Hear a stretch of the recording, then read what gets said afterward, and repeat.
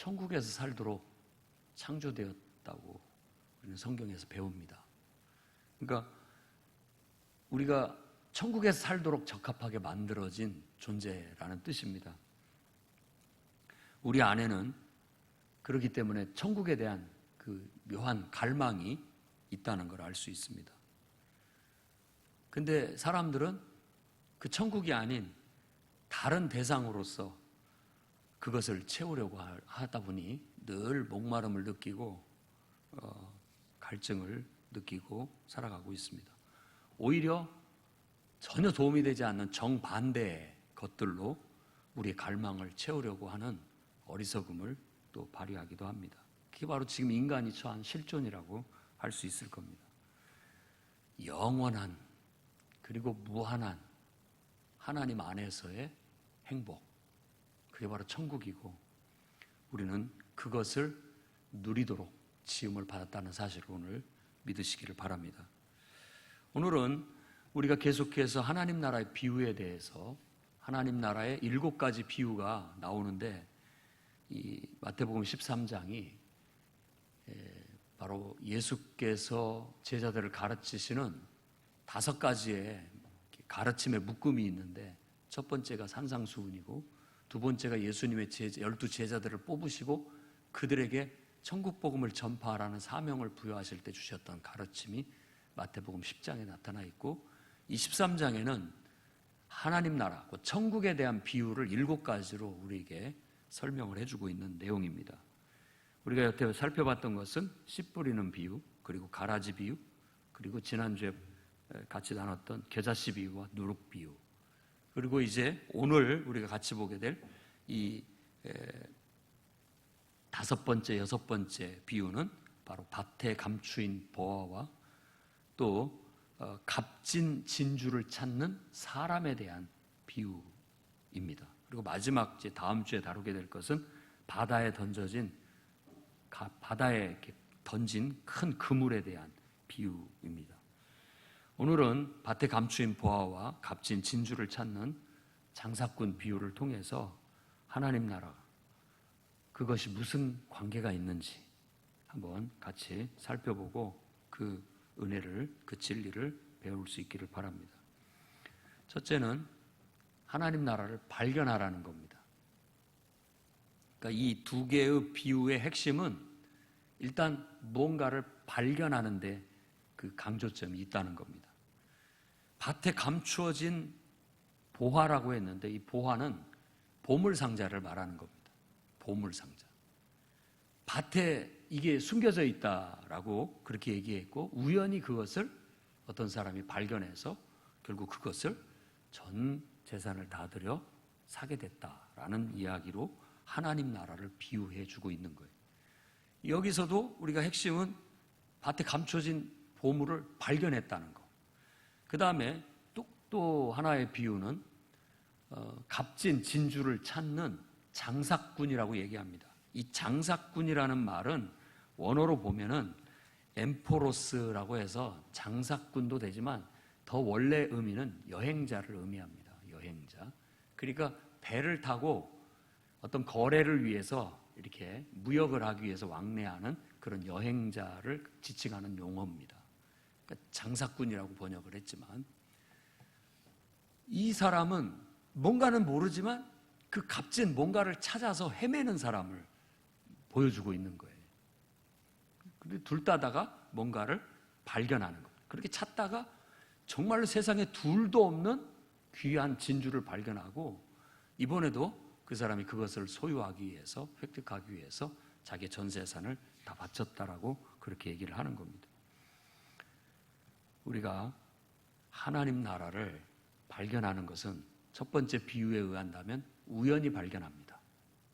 삶을 살다가 보면 갑자기 어느 순간에 이 어떤 뭔가가 있다라는 걸 발견하게 되고 그 기쁨을 발견하게 된다라는 거예요.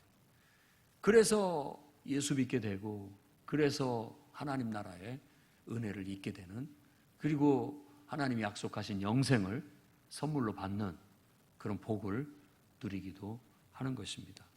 두 번째 비유에는 이걸 뭔가 인생에는 진리가 있다, 우리가 알지 못하는 뭔가가 있다, 어떤 그 진리를 찾아서 헤매는 사람을 말하는 거예요. 그걸 장사꾼으로 비교합니다.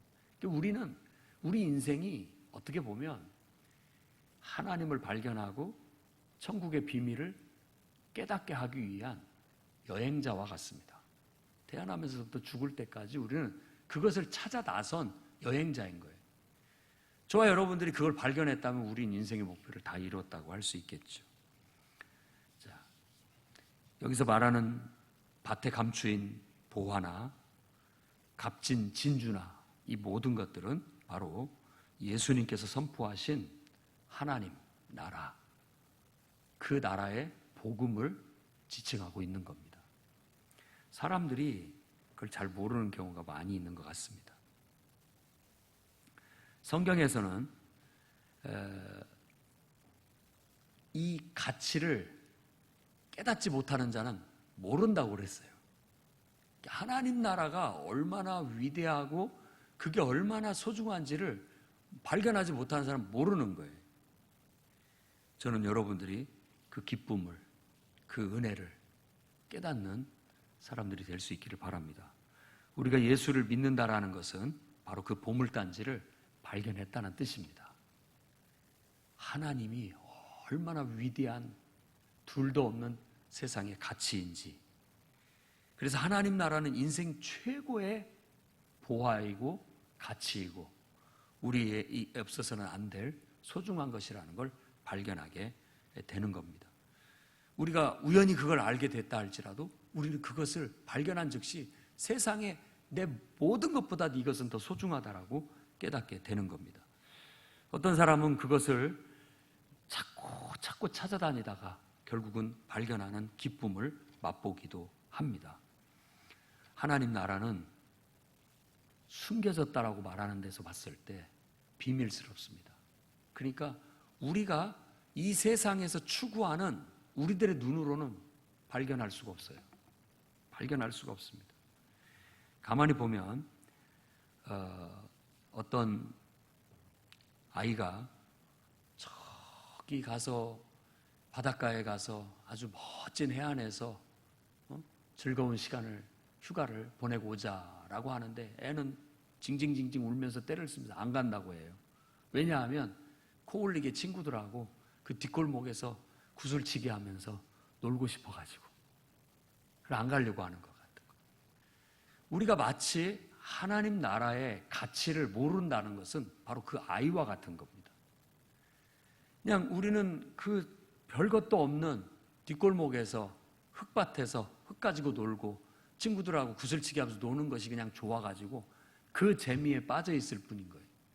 더 이상의 기쁨, 즐거움이 그의 눈에는 보이지도 않고 발견되지도 않는 거죠. 우리가 아무리 예수를 믿으라고 해도 예수 안에는 엄청난 보화가 있다. 하나님을 만나라. 하나님은 우리가 눈을 뜨고 보면 하나님 보인다. 하나님을 만날 수 있다. 그분 안에는 은혜와 축복이 무궁무진하다.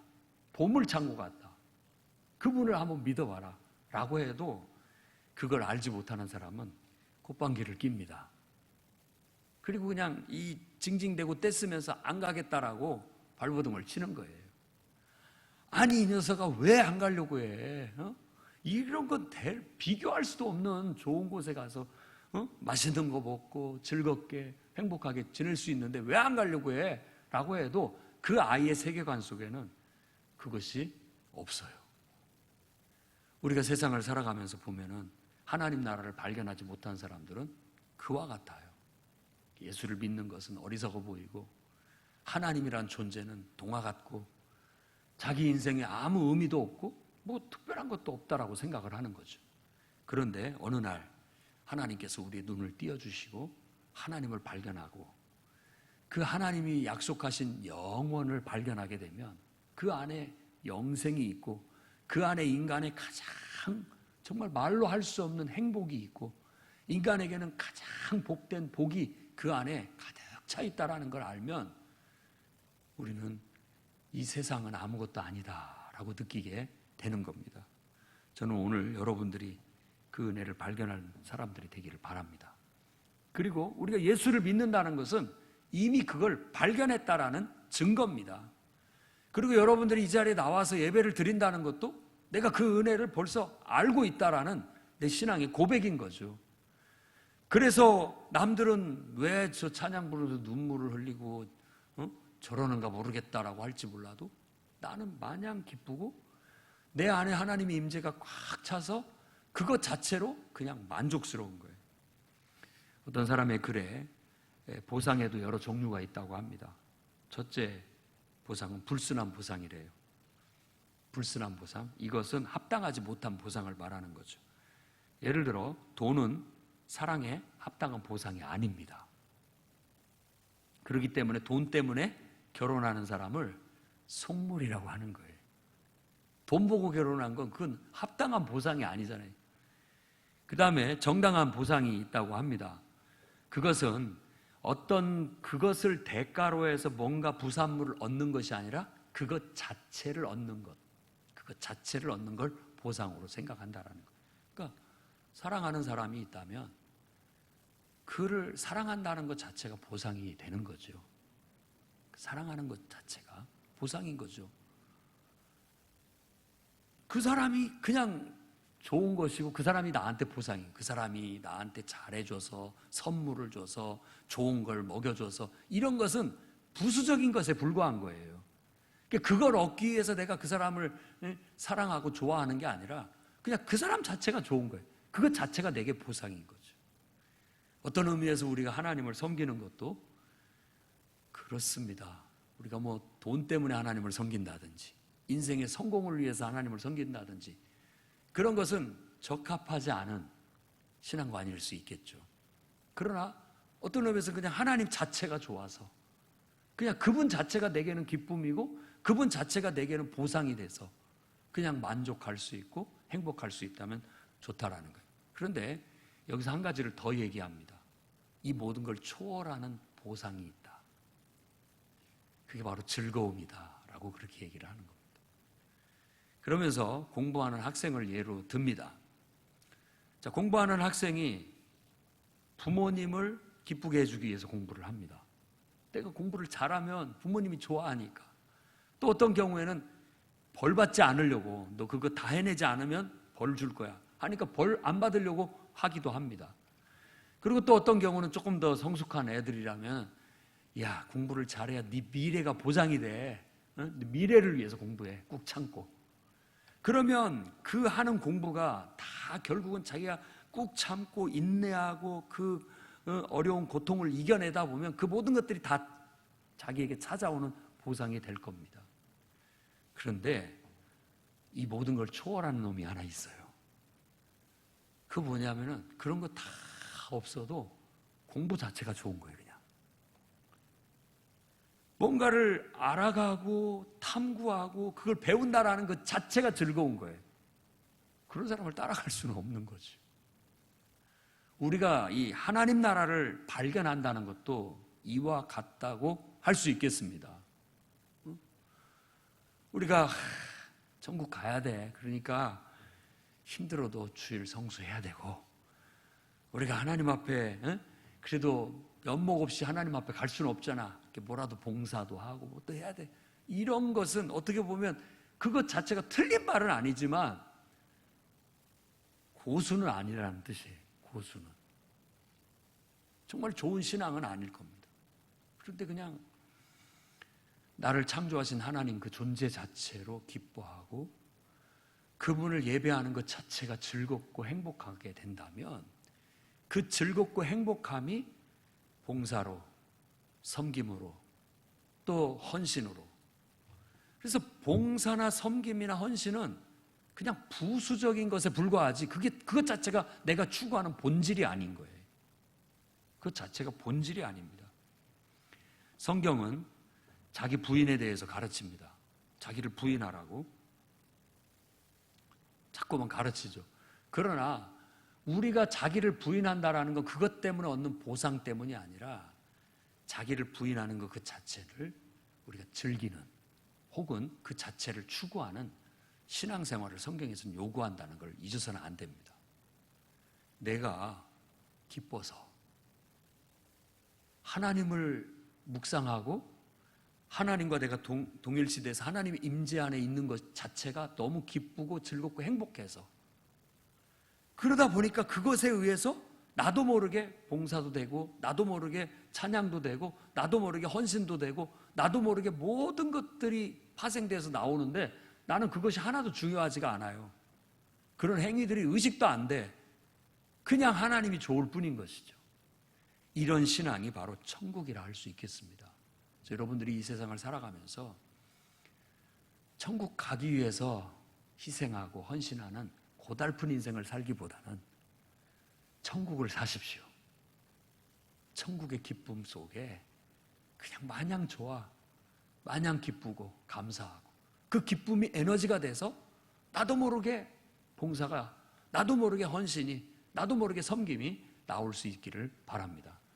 그래서 우리는 이런 상태에 놓여져 있는지 오늘 또 우리 자신들을 점검해 봐야 되겠습니다.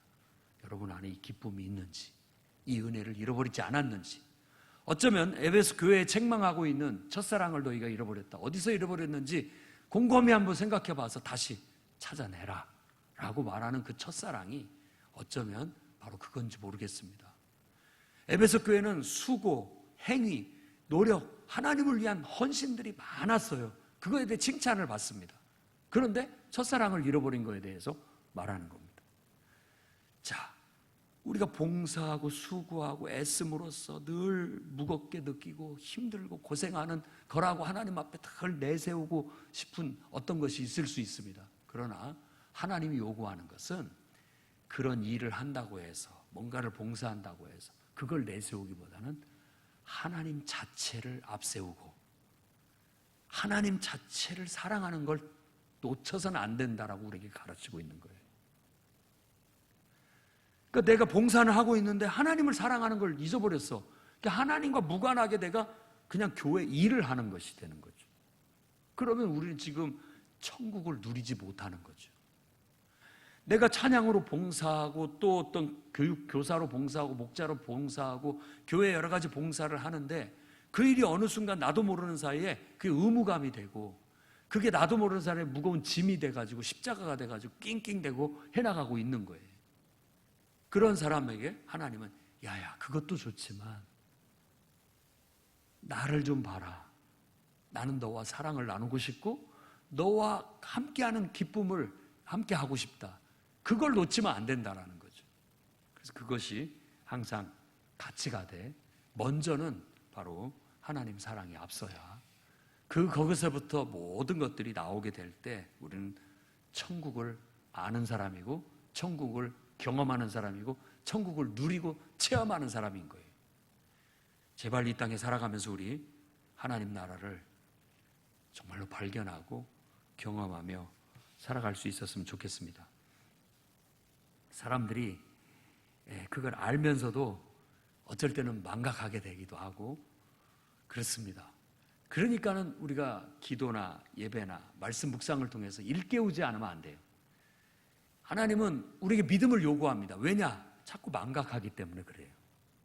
망각하기 때문에. 그걸 기억하고 또 기억해내게 하기 위해서 여러 장치들을 두셔서 오늘 또 우리는 하나님의 은혜를 다시 기억하게 하고 하나님 사랑을 기억하게 하고 하나님의 임재하심을 되새기게 하고 그 속에서 천국을 맛보고 경험할 수 있게 해나가는 겁니다. 이 맛을 한번 보면 이제 다른 것에는 기쁨을 못 느낄 수 있습니다. 어떤 것보다도 이게 더 기쁘고 행복하기 때문에. 그리고 이 맛을 모르는 사람들은 그게 좋은지 모릅니다. 그러니까 어떻게든지 우리는 복음을 통해서 하나님이 역사하셔서 그 마음이 열리고 그것을 조금이라도 맛볼 수 있게만 해준다면 더 이상 우리가 강요하지 않아도 그 사람 알아서 하나님을 섬길 것이고 믿을 것이고 예배할 것이고 기도할 것이라는 거예요. 우리가 복음을 전해야 된다면, 누군가를 일깨워야 된다면 그렇게 일깨울 수 있기를 바라고, 우리 스스로가 바로 이 천국의 기쁨, 은혜 이런 것들을 알고 늘 그것을 맛보며 그걸 누리면서 주님 앞에 가는 날까지 살아갈 수 있기를 바랍니다. 두 번째로는 하나님 나라를 획득하라는 겁니다. 이 두 비유가 강조하고 있는 게 한 면은 발견하는 거고, 그 다음은 그것을 전 재산을 들여서 샀다라는 말로서, 샀다라는 말은 획득했다라는 말입니다. 자기 것으로 만들었다라는 거죠. 아무리 천국이 좋으면 뭐합니까? 내 것이 아니면 아무 소용없는 거 아니에요. 누구는 막 행복하다고 하고, 누구는 기쁘다고 하고, 자기는 막 영원함을 느낀다라고 하고, 충만함을 느낀다라고 하는데, 그 사람들의 말을 들어봤자 무슨 소용이 있습니까? 내가 그걸 느끼지 못한다면, 내가 그걸 맛보지 못한다면 아무것도 아닌 거죠. 내 것이 돼야 되는 겁니다. 그야말로 밭에 감추인 보화를 발견한 사람은 그 밭을 있는 대로 다 털어서라도 그걸 산다라고 그렇게 얘기를 합니다. 돈을 주고 살 수만 있다면 얼마나 좋겠습니까? 이 값비싼 진주, 값진 진주도, 너무나도 귀한 이 진주도 자기의 전 재산을 들여서 그걸 사서 결국은 내 걸로 만들다라고 그렇게 얘기를 하고 있는데, 돈을 주고 살 수 있다면 얼마나 좋겠습니까? 그러나 하나님 나라의 기쁨과 은혜와 행복과 가치는 돈으로 살 수가 없어요. 어떤 돈도 충족되지 못합니다. 그러면 뭐냐? 뭘 드려야 되느냐? 여러분의 전부, 나 자신을 드려야 된다라는 거예요. 이 말씀에 자기의 모든 소유를 팔아 샀다라고 하는데, 결국 자기의 전부를 말하는 겁니다. 전부를. 나의 전부를 그 하나님 나라의 가치와 하나님 나라의 그 은혜와 그 하나님 나라 안에 있는 모든 보화와 바꾸지 않으면 맛볼 수도 없고 누릴 수도 없습니다. 그게 바로 복음의 원리예요. 예수께서 가르치신 복음의 원리. 그래서 누구든지 자, 천국에 가까웠다 회개하라 라고 말하는 것은 바로 그걸 바라는 거예요. 자, 네 인생 나한테 바쳐. 그러면 나는 너에게 이걸 주겠다라고 얘기를 하는 거예요. 그걸 믿음이라고 얘기하고 있고, 바로 우리의 신앙 고백이라고 말하고 있는 것입니다.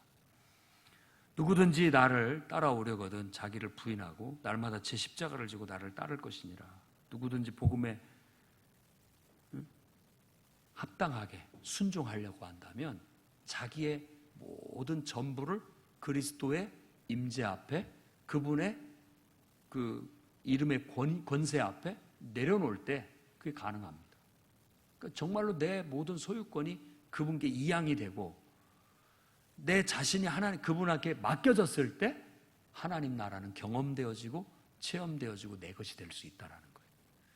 진실로 진실로 너에게 이르노니 누구든지 거듭나지 않으면 하나님 나라 볼 수 없다. 누구도 발견을 못해요. 내 전부를 하나님 앞에 드리지 않으면 발견할 수가 없습니다. 그리고 누구든지 물과 성령으로 거듭나지 않으면 하나님 나라를 경험할 수 없다. 맛볼 수도 없는 거예요. 체험할 수도 없는 거예요. 이건 내 자신을 예수 그리스도 안에서 하나님 앞에 완전히 드림으로써 번제처럼 완전히 다 불살라 드린 산 제물처럼 드려졌을 때 그분이 내 안에 임재하셔서 그리스도처럼 하나님과 인간이 하나가 되는 온전함을 이루게 되는 겁니다.